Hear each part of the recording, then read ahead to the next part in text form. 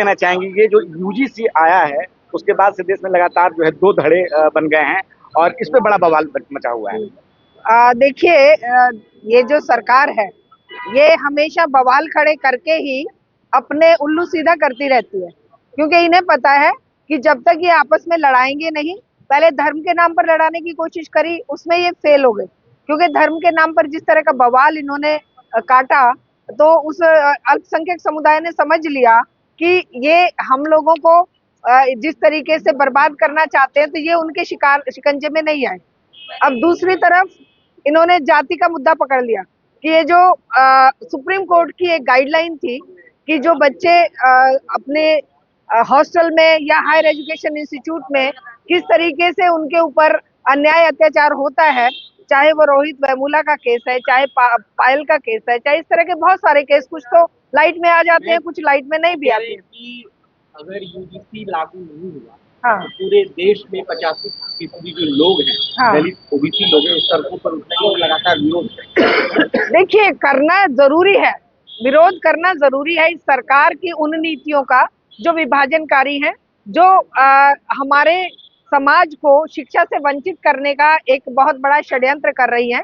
चाहे वो वीबीपीए है, अभी जो उच्च शिक्षण क्या लाए शिक्षण अधिष्ठान अधिनियम, चाहे ये यूजीसी की गाइडलाइन है, तो हर तरीके से ये शिक्षा से समाज को वंचित करने का एक इनका प्रयास है कि जिस भी तरीके से हो, चाहे वो दलित बच्चे हो, ओबीसी के हो, चाहे वो आदिवासी हो, चाहे बेटियां हो, उनके खिलाफ जितने भी तरीके से ये उनको शिक्षा से दूर कर सकते हैं, वो चाहे यूजीसी के नाम पर करें, चाहे नए नए बिल लाकर करें, और चाहे शिक्षा का बाजारीकरण, व्यापारीकरण और जिस तरह से निजीकरण कर रहे हैं, तो इसके खिलाफ सड़कों पे उतरना बहुत जरूरी है। देखिए, जाति के नाम पर लड़ाई, अगर ये अब उन्हें तेली बताने लगे हैं और उनके खिलाफ कोई एक्शन भी नहीं हो रहा है, जिस तरीके से हम देखते हैं कि हमारे बच्चों के जो कॉलेज के बच्चे हैं या उच्च शिक्षा संस्थानों में जो बच्चे हैं, छोटे छोटे कामों को, छोटी छोटी बातों को लेकर अगर वो किसी बात के लिए विरोध कर रहे हैं तो उन्हें उठाकर जेल में डाल दिया जाता है। अभी 5-7-6 साल से तो उनको बच्चों को डाला हुआ है, जिनकी जमानत भी नहीं होने दे रहे, और एक तरफ इतने गंदे भयंकर इनके ऊपर जाति सूचक शब्दों का इस्तेमाल किया गया है, वो भी माननीय प्रधानमंत्री के ऊपर जाति सूचक शब्दों का इस्तेमाल होने के बावजूद भी उनके खिलाफ कोई कार्रवाई नहीं हो रही है। इसका मतलब प्रायोजित था ये जो प्रोटेस्ट था, ये क्या प्रायोजित था? ये जो उच्च जाति के लोगों को खड़ा करके इन्होंने मुट्ठी भर लोगों से करवाया। घोड़ा क्या गधा बनेगा? गधे को घोड़ा बनाने क्या हो सकता है? ये वही मूर्ख लोग हैं जो खुद गधे हैं। हम कहते हैं इंसान के रूप में जन्म लेने वाला कोई भी गधा या घोड़ा नहीं है। शिक्षा हर जाहिल इंसान को एक इंसान बनाती है। बर्बर जातियों को सच्चा इंसान बनाने का काम शिक्षा ने किया है। आज ये शिक्षा से इंसानों को वंचित कर रहे हैं और इसमें धर्म और जाति के भेद कर रहे हैं। क्यों इस तरह के डायलॉग जो ये बोल रहे हैं कि गधों को घोड़ा नहीं बनाया जा सकता, तुम तो खुद गधे हो, इस तरह की बात करने वाले क्या इंसान कहे जा सकते हैं? सुप्रीम कोर्ट मात्र 3 दिनों के अंदर स्टे दे देता है। देश में बहुत सारे मसले हैं जिसमें सुप्रीम कोर्ट सुनवाई भी नहीं करता है। हाँ, बिल्कुल। देखिए ना, 370 पे कितने दिनों में सुनवाई हुई, राम मंदिर के नाम पर कितने दिन लटका कर रखा, और देखिए ना, ये जो बच्चे जेल में हैं, इनके चार्जशीट तक दाखिल नहीं होने दी, कितने सालों तक इनको। अभी सोनम वांगचुक को देख लीजिए ना, सोनम वांगचुक की सुनवाई करने के लिए और उनको बेल देने के लिए इनके पास टाइम नहीं है, जो कि एक एनवायरमेंटलिस्ट है, जो शिक्षा के लिए इतना बड़ा काम किए हैं, और ये 3 दिन में एकदम से इनके पास टाइम आ गया। सुप्रीम कोर्ट के पास तो 60,000 केस लंबित पड़े हुए हैं। सरकार कानून भी लाती है लेकिन विरोध भी नहीं करती है। जब सुप्रीम कोर्ट के अंदर स्टे का ऑर्डर आता है तो सरकार अपनी तरफ से कोई तर्क नहीं देती है कि ऐसा नहीं करना चाहिए। देखिए, क्यों विरोध करेगी सरकार? सरकार को विरोध करना होता तो वो इसको इस तरीके का बिल लाते क्या? उस बिल को क्या पुख्ता रूप में नहीं लाया जा सकता था, जिस पर सुप्रीम कोर्ट ने कहा कि भाई अस्पष्ट है? ऐसी अस्पष्ट भाषा लिखने का मतलब क्या है? इसका मतलब वो जानते थे कि भाई सुप्रीम कोर्ट में जाएगा और वो वहां पर टिकेगा नहीं, तो इस पर फिर हम कह देंगे भाई हम तो ओबीसी, आदिवासी और दलितों के लिए कानून लाए थे। लेकिन अब ये असल में तो ये इनका चुनावी स्टंट है और ये अब वोट का कंसोलिडेशन करने के लिए ही इस बिल को लाए भी थे, दिखावा किया था। मैम, सवर्ण समाज के लोग कह रहे हैं कि हमारे बच्चों के साथ भेदभाव होगा, अत्याचार होगा, झूठा एफआईआर मुकदमा होगा। उनके बच्चों के साथ तो भेदभाव और अत्याचार तो मोदी कर रहे हैं ना, ये सरकार कर रही है ना। जॉब सारे खत्म कर दिए हैं इन्होंने, सारी शिक्षा के दरवाजे बंद कर दिए हैं, और इन्होंने जिस तरीके से देश को बेचा है, तो वो क्या स्वर्ण समाज के बच्चों के लिए बर्बादी का सबब नहीं है क्या? मुट्ठी भर लोगों के लिए ही होगा ये। कहना कि यूजीसी एक्ट के जो प्रावधान है वो जो है वो सवर्ण समुदाय के बच्चों के लिए बहुत ही खतरनाक है, भेदभाव के आधार उनके लिए तैयार हो जाएंगे।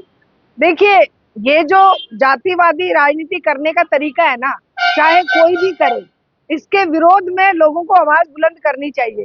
स्वर्ण समाज के बच्चों को बेरोजगारी उनको ज्यादा नहीं सता रही है, बेरोजगारी उनके लिए नहीं है, शिक्षा के दरवाजे उनके लिए बंद नहीं है। वो क्यों इस तरह की बात कर रहे हैं कि अरे तुम इसका मतलब अत्याचार करते थे, इसका मतलब तुम अपराधी हो।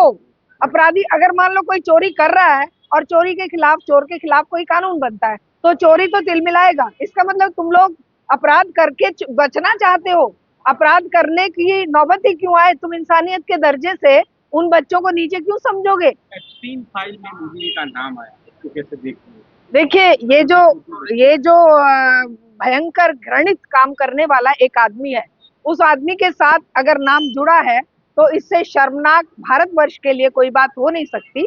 जिस तरीके से भारत का नाम डुबोया जा रहा है और उसी एप्स्टीन फाइल का दबाव बनाकर अभी जो अडानी के मुद्दे को लेकर जिस तरीके से भारत के साथ ट्रेड डील भारत की हुई है, उस सबसे ये स्पष्ट होता है कि एप्स्टीन फाइल में और भी कुछ बहुत छुपा हुआ है। अभी तो केवल कुछ सामने आया। जो अपने आपको ब्रह्मचारी संत बताते हैं, हाँ, वो तो सबको स्पष्ट दिख रहा है ना। कभी वो बात आती है कि भाई वहां के गुजरात की कोई लड़की की वो करवाते हैं, और कभी एप्स्टीन फाइल में आता है। खैर, ये हल्की माड़ी बातें, इन बातों को लेकर हमें पर्सनल उस पर नहीं जाना है।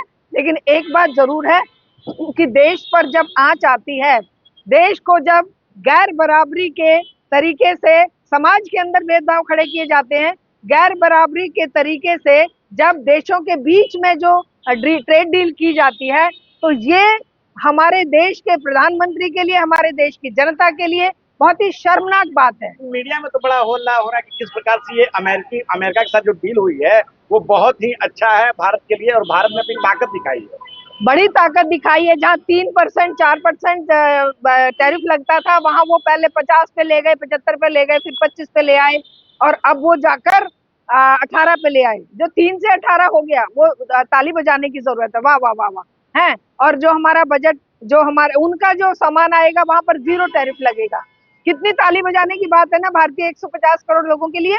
और हमारे यहाँ पर उनका कृषि प्रोडक्ट आएगा, जीएम सीड्स की जो प्रोडक्ट है वो आएंगे। हमारा किसान बर्बाद होगा, हमारा पशुपालक समाज जिसमें डेयरी प्रोडक्ट्स, जिसमें ज्यादातर आदिवासी, दलित या किसान या मजदूरों का काम है, वो सब बर्बाद होंगे। मत्स्य पालन के लिए जो हमारे लोग लगे हुए हैं वो बर्बाद होंगे। तो ये कौन सी डील की शाबाशी मचा रहे हैं भैया, मेरी तो समझ में नहीं आ रही। एक सवाल है कि मोदी के बारे में सोशल मीडिया पे लोग लिख रहे हैं कि हाईजैक हो गए अमेरिका के। हाँ, बिल्कुल बिल्कुल वही लग रहा है। हाँ, बिल्कुल लग रहा है। बोलिए तो क्या कहना चाहिए? ये एक्चुअल में क्या हुआ है कि जैसे मैं तो राहुल के शब्द दोहरा रही हूँ, इस मामले में उनके वो शब्द मुझे ठीक लगे कि ये कॉम्प्रोमाइज हो गए हैं, क्योंकि 2-3 मुद्दे ऐसे उठा दिए। अडानी को जेल हुई तो समझ लो कि एक ही बंदे के हाथ में पूरे देश की अर्थव्यवस्था टिकी हुई है। अडानी के ऊपर एक्शन हुआ तो समझ लो हमारे माननीय प्रधानमंत्री के ऊपर हुआ। अगर एप्स्टीन फाइल में नाम आया तो वो भी इनकी अपनी कुर्सी हिलने का काम है। तो कुर्सी बचाने के लिए कितना गिरेंगे, कितना नीचे जाएंगे, कितना देश को बेचेंगे, ये जनता पूछना चाहती है। हाँ, बिल्कुल।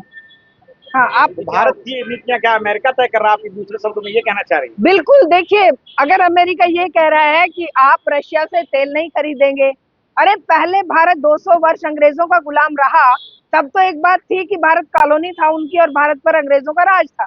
आज भारत एक संप्रभु राष्ट्र है भाई।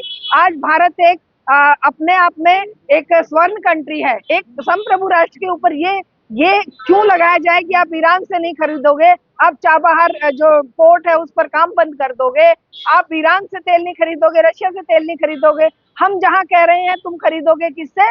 वेनेजुएला का तेल लोगे। आप एनर्जी का जो आपकी खपत है वो आप अमेरिका से पूरी करोगे। दैट मीन्स कि आपको कई गुना महंगा, जब सस्ता तेल मिला अंबानी को तो अंबानी की तिजोरियां भरी, जनता की जेब पर वही डाका डाला गया। अब जब महंगा तेल मिलेगा तो जनता पर बोझ डाला जाएगा, हर फील्ड में जनता के ऊपर महंगाई की मार पड़ेगी और तेल पेट्रोल डीजल पर ही सारी अर्थव्यवस्था टिकी हुई है। एनर्जी सेक्टर का ये खात्मा हो जाएगा जिस तरीके से मोदी ने ये डील करी है और जिस तरीके से वो ट्रंप के कदमों में झुक गए।